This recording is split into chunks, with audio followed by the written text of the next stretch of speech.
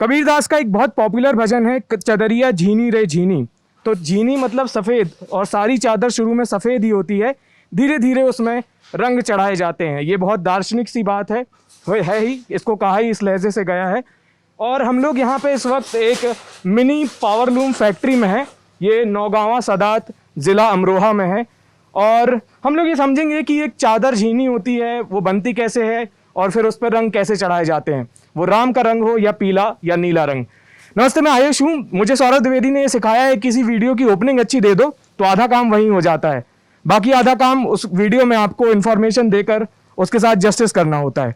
तो इन्फॉर्मेशन देने के लिए हमारे साथ हैं मोहम्मद फैज़ान। ये हमें इस फैक्ट्री की एक एक स्टेप से ले जाएंगे। हम इनसे और दूसरी बातें भी करेंगे, सिर्फ प्रोसेस नहीं समझेंगे। और तो चलिए शुरू करते हैं। फैज़ान जी, ये बताइए कि ये चल कब से रहा है? सबसे पहले ये हमारा 1975 से चल रहा है, दादा परदादा के टाइम से ही चल रहा है। किसने शुरू किया था, दादा या परदादा? ये दादा ने स्टार्ट किया था, फिर वहाँ से चलते आ रहा वहाँ से चलता आ रहा है। ये हमारी थर्ड जनरेशन है जो इसमें काम कर रही है। कोई इसकी आपको जानकारी है कि ये कैसे शुरू किया था आपके पुरखों ने, और फिर मतलब कहाँ से आइडिया आया? या फिर नहीं, पहले एक तो हमारी जो कास्ट है अंसारी कास्ट होती है, जो पहले जो है फैब्रिक बनाने में ही मतलब पहले इस तरीके से ही होता था कि जो जिस कास्ट से होता था वो वही सब काम करता था। तो जब से अंसारी कास्ट के लिए था ये कि कपड़ा बनाने का ही काम होता था उनके लिए। तो 1975 से हमारे दादा ने स्टार्ट किया कपड़ा बनाना, धीरे धीरे आज हम यहाँ तक आए हैं। इसी में हमारी सारी जनरेशन जो है, पापा आए, पापा के बाद हम आए, सब इसी में ही लग रहे हैं अभी। अच्छा, तो चलिए हम लोग शुरू करते हैं। सबसे पहले ये बताइए कि इसमें रॉ मटेरियल क्या लगता है, इनपुट क्या होता है और आउटपुट क्या होता है, यानी क्या चीज़ निकल कर जाती है, क्या चीज़ अंदर आती है और क्या चीज़ निकल कर जाती है? रॉ मटेरियल तो सर हमारा तो कॉटन का ही होता है, 100% कॉटन का ही यूज़ करते हैं हम। और ये सब मिल मेड यान होता है, फिर आके इसमें हम मिल मेड धागा, फिर इसे जो है नेचुरल प्रोसेस में होता है। उसके बाद हम डाइंग करते हैं इस पर। डाइंग के बाद ये जो है वाइंडिंग प्रोसेस में आता है, फिर वाइंडिंग प्रोसेस के बाद इसे हम वार्पिंग के प्रोसेस में लाते हैं। एक एक करके ये सारी प्रोसेस समझते हैं। हाँ। सबसे पहली प्रोसेस कौन सी है? सबसे पहले जो है वो डाइंग प्रोसेस है, जान आने के बाद। अच्छा, तो मतलब जिसमें कलर होता है, सफेद रंग का धागा आता है जी, है? और फिर ये इसको कलर किया जाता है। इसको कलर किया जाता है, जो भी कलर रिक्वायरमेंट होती है। जैसे ये नीचे सफेद रखा है तो ये आया है सबसे पहले, फिर उसको पीले और नीले में, पीले और नीले में हमने अकॉर्डिंग मतलब ज़रूरत के हिसाब से जो कलर हमारे बायर्स को चाहिए थे उनके हिसाब से हमने इन्हें कलर शेड दिए। अच्छा, फिर क्या होता है? रंग दे दिया इसमें। रंग अच्छा, देने की प्रोसेस कुछ पेचीदा होती है? कहाँ पे कलर करते हैं? कलर जो है ये चेम्बर डाइंग होती है, जो मशीनरी होती है, पूरा प्लांट होता है डाइंग का, या छोटा मोटा डाइंग हम अपना इस पे हाथ से ही कर लेते हैं टंकी पर। तो क्या हाँ यही आसपास बनी हुई आप लोग हाथ से ही कर रहे हैं? हाँ, कुछ हम छोटा मोटा हाथ से ही कर लेते हैं, बाकी सब हमारा जो है वो एक अलग से प्लांट लगा होता है डाइंग प्रोसेस का। उसके लिए वो यान वहाँ पे जाता है, डाइंग का कलर वहीं से होकर आता है फिर वो। अच्छा, चलिए हमने डाइंग कर ली, उसके बाद क्या होगा? उसके बाद ये वाइंडिंग पे लिए जाता है। जैसे गांधी जी के टाइम में चरखा यूज़ होता था, उसी तरीके से आज तो वाइंडर है इलेक्ट्रॉनिक, कुछ वाइंडर पे जाता है, कुछ जो हमारे यहाँ के आसपास में भी थोड़ा लेबर क्लास में गरीब औरतें वगैरह हैं वो चरखा चलाती हैं आज भी। अच्छा, बहुत सारे लोग ये जानते हैं कि गांधी जी चरखा चलाया करते थे, लेकिन उनको ये नहीं पता है कि चरखा असलियत में करता क्या है। तो आप क्या ये बता सकते हैं कि चरखे से होता क्या है? चरखा जो है वो गांधी जी के टाइम में पहले जो है हैंड स्पम यान होता था, जो हाथ से ही बनता था यान भी, तो उस चरखे से जो है वो यान बनाते थे। यान के बाद ही हैंडलूम पे आके वो फैब्रिक बनता था, जो खादी होता था, जो आज भी हमारा खूब मेन रिसोर्स है खादी जो है। अच्छा, जो तो वो खादी बनाने के लिए काम में आया करता था उस टाइम, जब गांधी जी ने स्वदेशी लाओ और वो क्या कहते हैं उसे, विदेशी भगाओ, तो उसके करके गांधी जी ने जो है प्रमोट किया था खादी को, जिससे इंस्पिरेशन जागी थी लोगों में कि हाँ खादी यूज़ करना चाहिए अपने ही। अच्छा, गांधी जी तो इस चीज़ के अगेंस्ट में थे, मैंने जहाँ तक पढ़ा है, तो कि मशीन्स नहीं होनी चाहिए, सारा काम हम लोग ही कर सकते हैं। मशीनों की बहुत सारी दिक्कतें उनने बताई थी। आपका इसके बारे में कुछ ख्याल है? नहीं सर, मशीन से दिक्कत हमें हैंडलूम से हमें आज भी अच्छा लगता है। हैंडलूम से जो है रोज़गार के ज़्यादा चांसेस होते हैं मशीन के मुकाबले, पर अब अगर हमें भी कंपटीशन में रहना है तो मशीन का यूज़ करना पड़ रहा है। वरना हम, क्योंकि हैंडलूम के लिए आजकल कोई प्राइस नहीं दे पाता है इतना, क्योंकि हैंडलूम के लिए जो है लेबर कॉस्ट ज़्यादा आ जाती है एज़ कम्पेयर टू मशीन। तो आपका कहना है कि कंपटीशन और मार्केट वो फोर्स हैं जिसके कारण हाथ से करना या बिना मशीन के करना ज़्यादा प्रैक्टिकल नहीं हो। प्रैक्टिकल नहीं है। चलिए हमने डाई कर लिया, डाई करने के बाद क्या होता है? डाइंग के बाद ही वो वाइंडिंग प्रोसेस में जाता है, जो वाइंडर वगैरह होते हैं, उसके बाद ही वो वार्पिंग कंडीशन में आता है, फिर उसका ताना बनता है जिसे हम कहते हैं ताना और बाना। क्या है यहाँ वाइंडिंग क्या हो रही है? ये वाइंडिंग बॉबिन हो रही है, ये अभी इलेक्ट्रॉनिक और वाइंडर है जिससे हमारा ये बॉबिन वाइंड हो रही है। अच्छा, मतलब ये जो चरखी दिख रही है छोटी सी, जी जी, ये बन रही है ये बॉबिन पे, ये बॉबिन होती है हाँ। जिससे ये धीरे धीरे जो है एक बड़ी फॉर्म में आ जाती है। अच्छा अच्छा, तो चलिए ये बन गई, इसे क्या कहते हैं? इसे बॉबिन बोलते हैं। और जो फाइनल बन गई इसे फाइनल बनने वाली को ही बॉबिन बोलते हैं, जो अच्छा। आ जाती है। आप शटल बता रहे थे मुझे? नहीं, शटल जो होता है वो बॉबिन शटल में यूज़ होती है। अच्छा ठीक है। उसके बाद जो है ये शटल जो होती है वो हमारी ये होती है, बॉबिन जो है हमें शटल में लगानी होती है ये शटल है? इस तरीके से। जी, ये शटल है, ये जो है ये शटल है और ये बॉबिन है। अच्छा, मतलब ये गोली हो गई और ये बंदूक ये हो गई। बंदूक हो गई, है ना, हाँ इससे ऐसा मान इसको लीजिए। हाँ, निकालना ये गोली हो गई। हाँ। ये इस तरीके से इसमें लगता है, ये इस तरीके से इसमें लगता है। अच्छा, और ये तो यहाँ से हम शटल ये बना के लाए बॉबिंग। जी, बॉबिन बना के लाने के बाद ही ये हमारा जो है शटल में यूज़ होता है। हाँ शटल के बाद फिर हम इसे यूज़ करते हैं मशीन में, हाँ।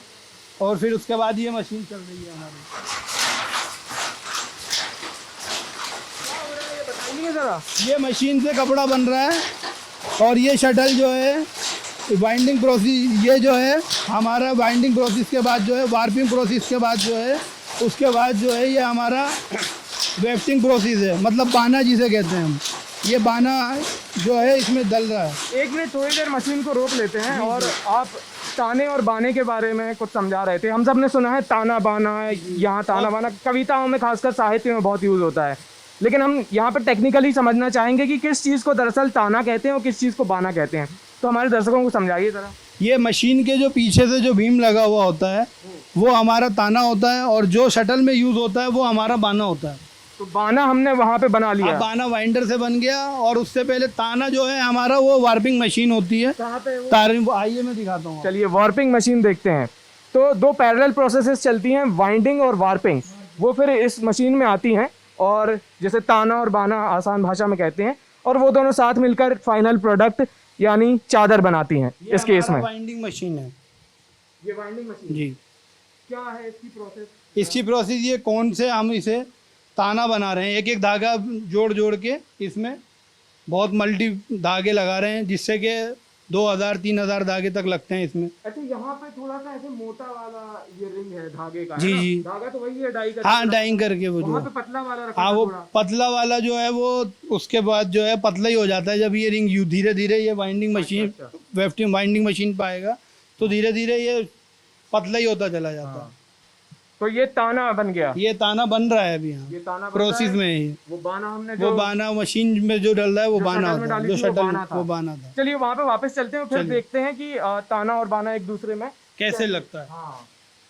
चलिए। तो बड़ी दिलचस्प ये प्रोसेस है, मुझे तो लग रही है। मतलब जिन सब चीज़ों के मैंने नाम सुने थे, fabric, handloom, power loom. Handloom तो यहाँ नहीं है, पावर लूम हैंडलूम है। भी है, वो हमारे अंदर वाले इसमें हॉल में है। अच्छा, हैंडलूम का जी, पर हैंडलूम से प्रोसेस स्लो नहीं हो जाती? नहीं, उससे स्लो हो जाती है। असल में जो है आजकल प्रोडक्शन सस्ता चाहिए सबको, तो वो हैंडलूम पे जो है कुछ लोग जो हैंडलूम को जानते हैं पहचानते हैं वो हैंडलूम चाहते हैं, पर ऐसे जो कस्टमर हैं वो बहुत रेयर हो गए हैं अब। अच्छा, प्रीमियम प्रोडक्ट है तो वो उसका ज़्यादा पैसा भी देते होंगे। हाँ, ज़्यादा पैसा देते हैं उसके लिए, क्योंकि उसमें लेबर कॉस्ट बहुत ज़्यादा लग जाती है। अब ये मशीन हमारी कोई 10 मीटर कपड़ा बना रही है पर डे, तो वो 3 या 4 मीटर ही बनेगा। ये बताइए कुछ फ़र्क होता है जैसे, या सिर्फ ये मतलब थोड़ा सा क्लासी बनने के लिए है? हैंडलूम और पावर लूम में क्वालिटी का कुछ फ़र्क होता है? नहीं, क्वालिटी तो हैंडलूम का अगर आपके पास कारीगर अच्छा है तो हैंडलूम की क्वालिटी और पावर लूम की भी क्वालिटी सेम आएगी। जबकि पावर लूम एक मशीन है, उसके बाद भी हैंडलूम पे एक अच्छी क्वालिटी आ जाती है अगर आपके पास कारीगर जो हैं आपके अच्छे कारीगर हैं। अच्छा, चलिए अब ये एक बार और हम ये मशीन दोबारा चला के देख लेते हैं, क्योंकि हमने शटल का कॉन्सेप्ट समझ लिया, ताने का और बाने का। अब इन्हें गुत्ते देखते हैं। जी तो वहाँ से दूसरी तरफ से हाँ, वो बार रहा है हमारा, ये धीरे धीरे बनता चला जाएगा। ये हमारा इधर जो कपड़ा फिनिश हो रहा है वो बन रहा है, वो इस वाले बीम पे आ रहा है। हाँ, और ये बुनता जा रहा है और फिर ये फाइनल प्रोडक्ट ये फाइनल प्रोडक्ट आ रहा है हमारा। यही चला जाएगा बिकने के लिए। हाँ, यही बिकने के लिए चला जाएगा। इसमें कोई और प्रोसेसिंग होती है? नहीं, फिलहाल तो हमारे पास जो है हमारा ये होम फर्निशिंग का प्रोडक्ट है। फैब्रिक जो है तो वो हम जो हमसे लेते हैं फैब्रिकेटर वगैरह वो ही यूज़ करते हैं उसे कुशन कवर वगैरह बनाने में।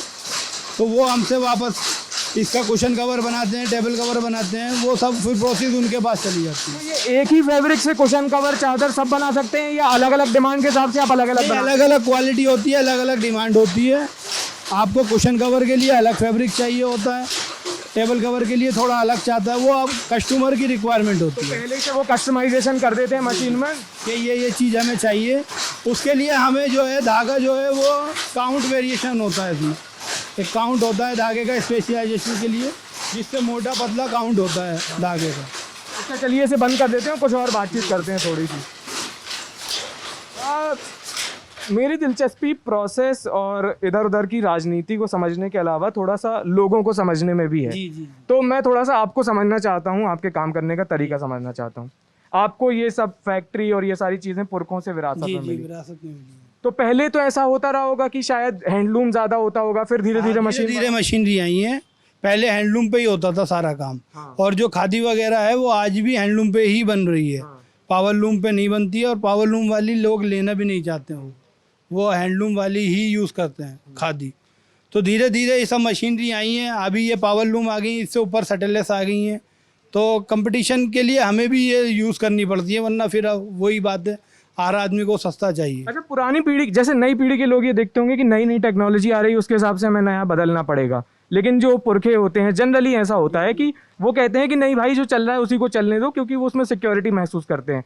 तो आपके यहाँ भी कुछ ऐसा तनाव अपने? नहीं, वो सब चीज़ें पहले पापा के टाइम पे, दादा के टाइम से, जब पापा ने ये सब चेंजेस लाने की कोशिश की, तो जाहिर सी बात है जो पुराने लोग हैं वो जिस चीज़ में उन्होंने काम किया है वो उसी को प्रेफरेंस देते हैं ज़्यादा, कि हाँ ये हमारा यही है तो इसे ही रहने दो। पर मार्केट, जब आप बंदा कोई मार्केट करता है तो उसकी पता चलता है कि रिक्वायरमेंट क्या है। अभी आप कैसे कंपटीशन बीट करोगे, वरना तो आप पीछे रह जाओगे अगर आप वही सब पुरानी टेक्नोलॉजी या पुरानी उस पर यूज़ कर चलते रहोगे। अच्छा, ये बताइए, जैसे बहुत सारे लोग जिनको फैमिली बिजनेस विरासत में मिलता है, उनको एक बड़ा कॉन्फ्लिक्ट रहता है उनके दिमाग में। वो करना, कभी कभी करना कुछ और चाहते हैं, लेकिन उनका चूंकि इस्टेब्लिश्ड फैमिली बिजनेस है तो फिर उनको ये करना पड़ता है। आपके मन में कोई और चीज़ थी? मन में कभी कोई और चीज़ नहीं आई, बस यही था कि थोड़ा जो भी पढ़ाई वढ़ाई की है अपना, उसके बाद जो है अपना ही बिजनेस करना है। तो अपना ही बिजनेस करना था, तो फिर अपनी ही लाइन में करना ज़्यादा सिक्योर भी रहा और ठीक भी रहा आगे चल के। क्योंकि आजकल जो है वैसे ही जब से कोरोना कॉल आया है तो बड़ी दिक्कतें हो गई हैं लोगों को कारोबार की। पर फिर भी यह है कि पुराना काम है तो लोग जानते हैं, हम जानते हैं, तो ठीक है। अब भी कोई जवानी की उम्र में जब लड़के कॉलेज में आ रहे होते हैं, बड़े हो रहे होते हैं, तो थोड़े से रिबेलियस हो जाते हैं, जैसे हम लोग इस उम्र में। तो उस समय आपने पापा से, आपके मन में कोई और चीज़ नहीं आई यार ये करते हैं? पहले से ये टारगेट सेट था हमारा कि हाँ हमें यही करना है। अच्छा, आपका काफ़ी सही सिक्योर्ड मामला है। सही है, बढ़िया है। अच्छा, थोड़ी सी हम लोग यहाँ पे एक और, आपके अलावा भी कोई और है आपके साथ कोई काम देखते हैं, आपके भाई वगैरह? हाँ, नहीं, पापा हैं, एक छोटा भाई है। अच्छा, पापा और छोटा भाई साथ में काम देखते हैं। अच्छा फैजान जी, ये बताइए कि अमरोहा काफ़ी मिली जुली पॉपुलेशन वाला इलाका है ना? जी जी, मिक्स पॉपुलेशन है यहाँ की। और ये भी सुना है हमने कि यहाँ पे वैसी तनाव वाली स्थिति नहीं होती है। नहीं, यहाँ जो है बहुत भाईचारे से लोग रहते हैं एक दूसरे के साथ काफ़ी टाइम से।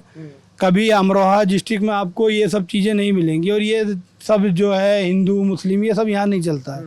सब लोग एक दूसरे से बहुत अच्छे से, बहुत प्यार से एक दूसरे के फेस्टिवल में सेलिब्रेशन करना, ये सब चीज़ें जो हैं यहाँ पहले से ही हमें अपने पुरखों से मिली हैं, और हमें भी ये सब चीज़ें बहुत अच्छी लगती हैं।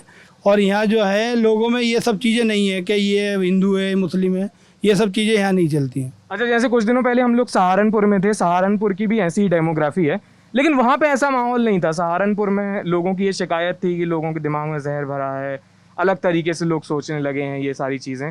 तो यहाँ पे ये सब आपको नहीं, यहाँ पे ये अमरोहा डिस्ट्रिक्ट में ये सब चीज़ें नहीं है हमारे यहाँ। क्या कारण है? अमरोहा में क्यों नहीं है? क्यों है सहारनपुर में और दूसरी जगहों पे, और अमरोहा में ऐसा क्या है कि यहाँ पे नहीं है? बस कभी यहाँ के लोगों को समझदारी कहना पड़ेगा, क्योंकि ये इन सब चीज़ों में नहीं पड़े हैं आज तक, और अपने अपने काम से कारोबार से लगे रहते हैं। कोई भी हो, हिंदू हो या मुसलमान हो, सब एक दूसरे के साथ बैठते हैं, उठते हैं, कोई दिक्कत की बात नहीं है। कोई दिक्कत की बात नहीं है? बिल्कुल कोई भी दिक्कत नहीं है? कोई भी दिक्कत सरकार नहीं। से कोई दिक्कत नहीं है? आपके काम में सरकार कुछ मदद कर नहीं, सकती है? सरकार से हमें दिक्कत कुछ भी नहीं है, पर हमारा जो ये पावर लूम वाला है, इसमें इलेक्ट्रिसिटी पे जो है सब्सिडी, लूम के हिसाब से सब्सिडी आती थी, उसके लिए अभी जो है गवर्नमेंट में मतलब कभी आता है कि बंद कर रहे हैं उसे, कभी नहीं। तो इलेक्ट्रिसिटी एक तो दिन ब दिन महंगी है। यूपी में जाहिर सी बात सबसे महंगी बिजली जो है यूपी में ही है पूरे हिंदुस्तान में। उसके बाद ये पावर लूम के लिए मुलायम सिंह गवर्नमेंट में 2006 में ये स्टार्ट हुई थी सब्सिडी वाला, जो फिक्स चार्ज था लूम पे। तो कभी सुनते हैं कि ये मतलब बढ़ा रही है गवर्नमेंट, का भी कहते हैं कि इसे ख़त्म करके कॉमर्शियल में ही लाना चाह रही है। अगर ये कॉमर्शियल में आता है तो ये जो छोटा मोटा व्यापार लोगों का बचा है ये ख़त्म हो जाएगा। बिजली एक मेन रिसोर्स है जो हमें चाहिए है, और अब तक हमें सस्ती बिजली मिलती आ रही है, पर आगे चल के अगर ये बढ़ जाएगा रेट इसका, क्योंकि मार्केट में इतना कंपटीशन है, एक तो काम नहीं है इतना अभी जब अच्छा, से ये लेकिन सरकार तो जैसे कोविड वगैरह में भी इकोनॉमी कोलैप्स होते होते बची, नीचे गई, तो सरकार ने तो उसे रिवाइव आ गई है, सरकार काम कर रही है उस पर। तो सरकार ने उसे रिवाइव करने के लिए उसकी एक मेन स्ट्रेटेजी ये भी थी कि मीडियम और स्मॉल स्केल इंडस्ट्रीज जो हैं, जिनमें से एक आपकी है, MSME, हाँ, तो उन्हें रिवाइव करने की सरकार पूरी कोशिश कर रही है। तो वो फर्क आपको दिखा? नहीं, उसके लिए हाँ सरकार ने काफ़ी लोन्स वगैरह लेकर आई थी, पर लोन्स वगैरह लेके आदमी एक प्रोडक्ट तो बना लेगा, पर उसके लिए एक बेचने के लिए एक अच्छी मार्केट प्लेस होना चाहिए, जिससे गवर्नमेंट को हैंडलूम के लिए एक मार्केट अलग से देनी चाहिए। अभी क्या दिक्कतें आ रही हैं? अभी की जो मार्केट प्लेस है, अभी कैसे इसे बेचते हैं आप लोग? अभी जो है हम जो दिल्ली या नोएडा में छोटे मोटे एक्सपोर्टर्स या कुछ एक्सपोर्टर्स हैं, या हमारे जो ये इंडियन ब्रांड हैं फैब इंडिया जैसे, उन्हें सप्लाई दे रहे हैं। बाकी कुछ लोकल में तो इतना बिक्री नहीं बेच पाते हैं, क्योंकि यहाँ इतना कॉस्टली प्रोडक्ट नहीं खरीद पाते हैं लोग। अच्छा, ठीक है, चलिए इस बातचीत को यहीं ख़त्म करते हैं। मुझे एंडिंग देना नहीं आता है, ये मेरी पहली रिपोर्टिंग थी। मेरे हाथ में आपने फ़ोन भी देखा होगा। कुछ भी बोल देने से अच्छा है कि कुछ देखकर बातचीत को एक सही दिशा में ले जाया जाए।